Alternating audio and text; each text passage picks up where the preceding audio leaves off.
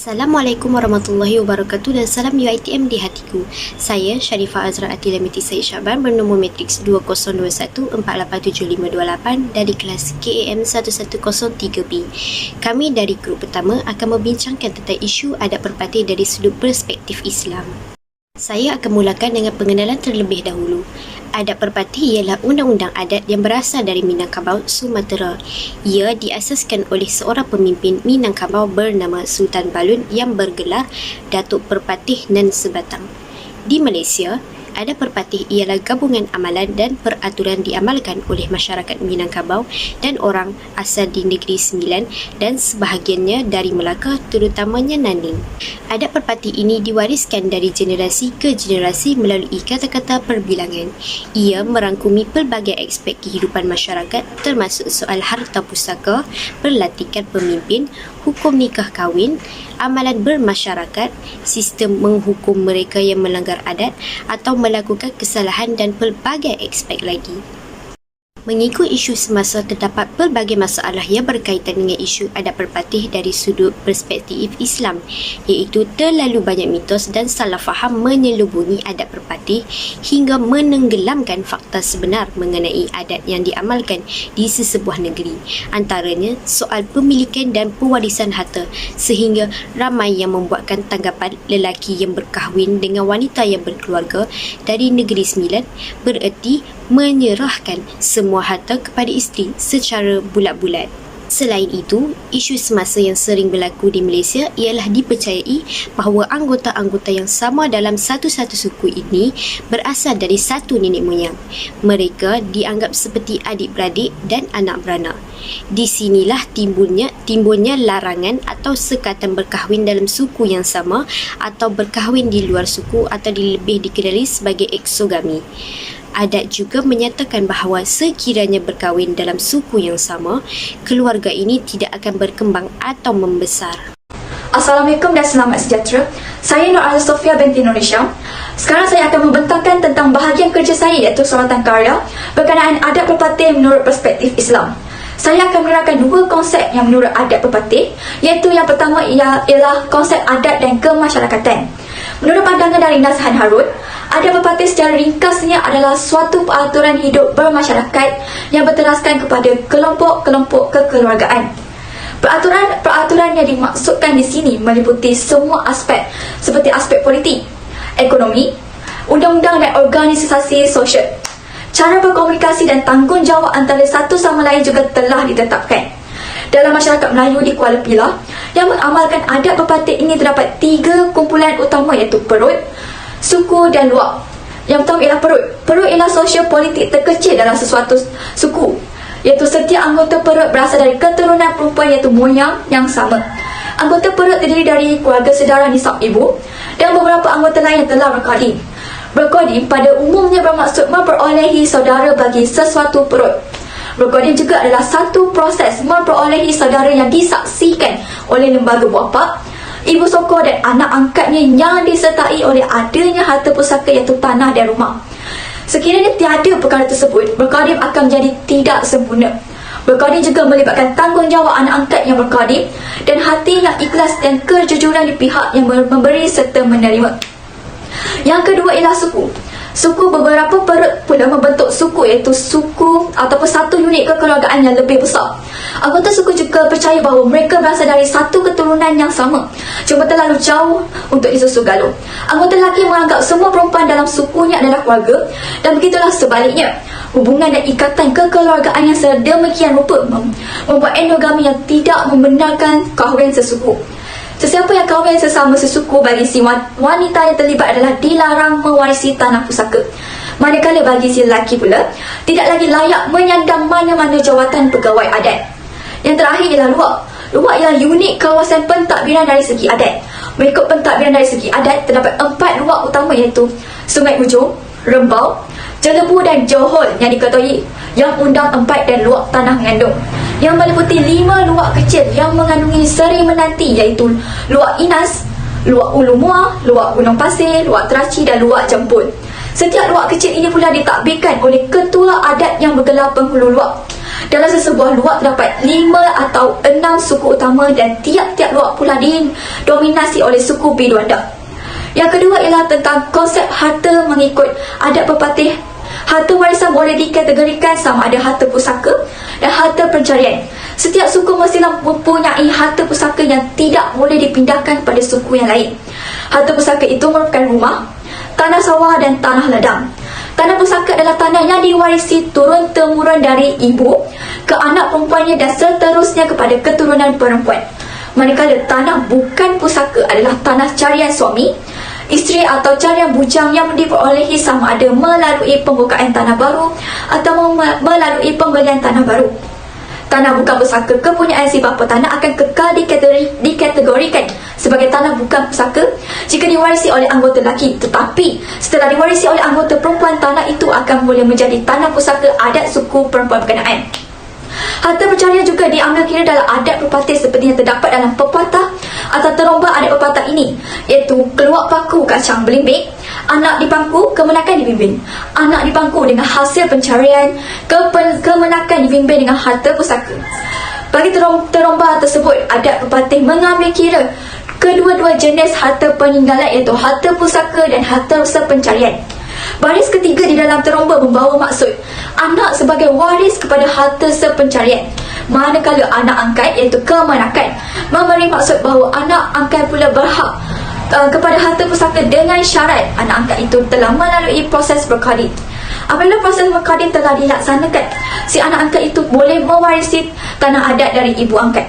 Sekian daripada saya serahkan pada rakan seterusnya.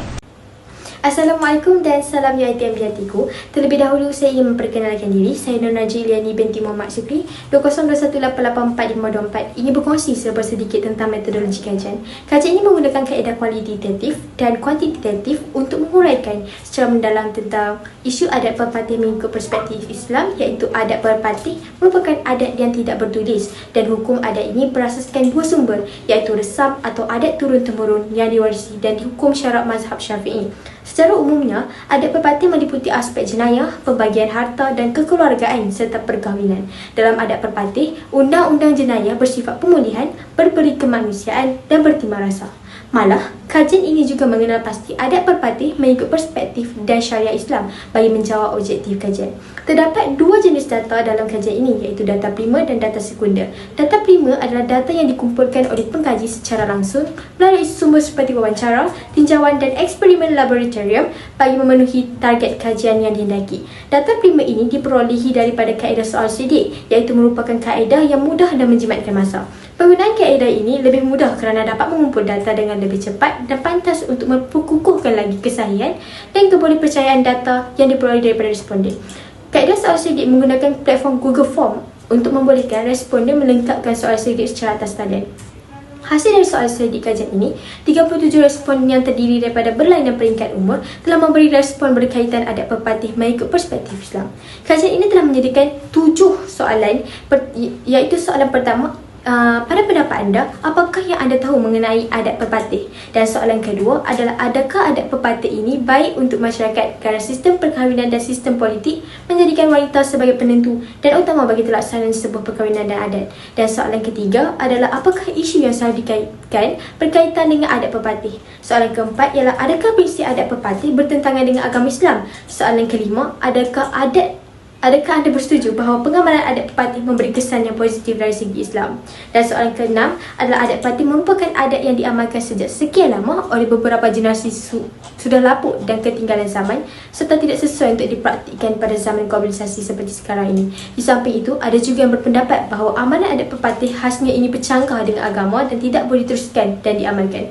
Dan mengikut petikan tersebut, adakah responden bersetuju dengan petikan tersebut? Dan soalan terakhir adalah, apakah langkah untuk memastikan ketidaksalahfahaman adat pepatih menurut perspektif Islam? Soalan ini telah dianalisis dalam konteks adat pepatih menurut perspektif Islam. Selama 37 responden telah memberi respon yang sangat baik terhadap isu yang telah kami kaji. Di samping itu, data sekunder adalah data yang telah diperolehi melalui sumber-sumber primer. Data sekunder yang diperolehi menggunakan kaedah yang berbentuk perpustakaan, iaitu merupakan sorotan kajian yang lepas yang dipilih melalui artikel, jurnal, buku dan keratan akhbar. Kaedah perpustakaan atau dikenali sebagai library research merupakan kaedah untuk mendapatkan data dan bukti kajian. Dan kaedah ini sering menjadi kaedah dominan dalam melakukan kajian yang lebih terperinci tentang satu isu kerana maklumat yang diperolehi merupakan maklumat yang tepat, sahih dan boleh digunakan sebagai rujukan. Kaedah ini merupakan salah satu kaedah yang penting bagi mendapatkan maklumat dalam tugasan kajian. Assalamualaikum warahmatullahi wabarakatuh. Nama saya Nuha Nabila binti Syazika Magani dari kelas KM 103B. Sekarang kita beralih kepada dapatan dan perbincangan. Bahagian ini membicarakan tentang analisis dan hasil kajian yang dilakukan serta membalas responden terhadap orang soal selidik yang telah dijawab oleh responden berkaitan dengan adat pepatih dari sudut perspektif Islam. Sebanyak 37 responden telah berjaya dikumpul bagi menjawab soal selidik ini.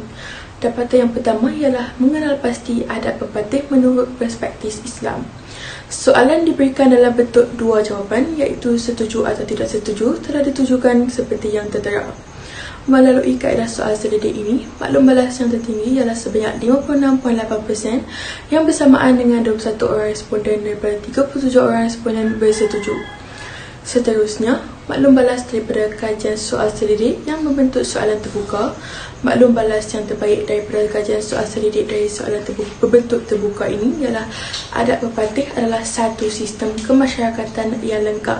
Sistem ini tidak statik tetapi dinamik kerana memberi ruang, peluang dan peraturan untuk mengubahnya mengikut masa, keadaan dan zaman. Dapatan daripada responden ini didapati selaras dengan kajian Perdana Perpustakaan Awam Negeri Sembilan yang menyatakan bahawa adat pepatih ini merupakan suatu peraturan hidup yang sistematik dengan berteraskan keharmonian hidup masyarakat yang diamalkan oleh Negeri Sembilan dan Naning di Melaka. Sebagai satu cara hidup, adat pepatih mempunyai peraturan asas yang tidak boleh diubah langsung. Jadi, amalan adat pepatih yang menjadi tunjang dan asas sistem tradisional ini boleh diperkatakan tidak bercanggah dengan prinsip Islam dan mematuhi peraturan syariah. Dapatan yang kedua ialah menganalisis kesan adat pepatih terhadap orang Islam. Dilihat kepada soalan yang berbentuk petikan tersebut, sebanyak 67% bersamaan dengan 25 orang responden daripada 37 orang responden yang bersetuju dengan petikan tersebut yang menyatakan amalan adat pepatih ini bercanggah dengan agama Islam. Dapat kajian tersebut tidak selaras dengan pendapat pengantar kajian adat pepatih Bermaduka Syariah iaitu Prof. Madya Dr. Zulkifli Hasan dan Dr. Zainuddin yang menyatakan kaum lelaki masih ada hak dalam pewarisan tanah adat mengikut adat pepatih. Contohnya, pada keadaan-keadaan tertentu, suami boleh didaftarkan sebagai penghuni tetap di atas keran tanah adat tertentu. Dalam hal ini, perempuan hanyalah sebagai pemegang amanah, bukan pemilik mutlak. Mereka tiada hak untuk memindahkan tanah tersebut sewenang-wenang kecuali mendapat persetujuan ahli suku tersebut. Jadi, jelaslah bahawa kedudukan kaum lelaki masih lagi terpelihara dan sedikit sebanyak dapat mematahkan adil masyarakat yang memandang bahawa adat pepatih tidak mengikut landasan syarak yang menuntut supaya pembahagian harta dilakukan mengikut sistem Islam iaitu faraid. Dapatan yang terakhir ialah mencadangkan langkah bagi mengelakkan ketidaksalahpahaman adat pepatih menurut perspektif Islam. Melalui soalan terbuka yang telah diajukan kepada responden seperti yang tertera. Maklum balas yang terbaik daripada kajian soal selidik yang berbentuk soalan terbuka ini ialah menyatakan penerangan yang lebih jelas mengenai adat ini perlu diwar-warkan. Hal ini kerana masyarakat kurang jelas mengenai adat ini dan menganggap adat ini tidak adil bagi kaum lelaki. Secara tuntasnya, dapatan soal selidik ini didapati selari dengan tindakan pengarang sastera bekas Peguam Kelahiran Negeri Sembilan, Nisa Harun, yang berjaya menghasilkan karya kreatif yang mengangkat adat pepatih sepanjang perbabitannya dalam dunia penulisan untuk bertujuan memperbetulkan salah faham yang ada. Oleh itu, bagi mengelakkan kesalahpahaman mengenai adat pepatih, penulisan yang berkaitan dengan adat Melayu perlu diperbanyakkan agar penulisan tersebut akan memberi impak dan sumbangan yang besar terhadap kefahaman sebenar tentang adat orang Melayu. Sekian dari saya, terima kasih. Bagi menutup perbincangan kami, menurut pandangan dari Nazan Harun, adat pepatih secara ringkasnya adalah suatu peraturan hidup bermasyarakat yang berteraskan kepada kelompok-kelompok kekeluargaan. Peraturan-peraturan yang dimaksudkan di sini meliputi semua aspek seperti aspek politik, ekonomi, undang-undang dan organisasi sosial. Cara berkomunikasi dan tanggungjawab antara satu sama lain juga ditetapkan. Kedua pula, berkenaan konsep harta mengikut adat perpati. Bagi individu perempuan yang tiada anak perempuan, ianya akan menimbulkan masalah kepada harta pusaka. Secara keseluruhannya, masih ada beberapa cadangan serta langkah bagi mengelakkan ketidaksalahpahaman adat perpatih menurut perspektif Islam. Antaranya, kita perlu lebih mendalami ilmu agama supaya dapat membezakan apa yang salah dan apa yang baik. Mendengar pendapat dari orang yang fasih tentang ilmu agama supaya tiada kekeliruan serta lebih banyak membaca buku atau artikel untuk mengelakkan kesalahpahaman tentang adat perpatih dalam Islam. Itu sahaja dari kami. Sekian, terima kasih.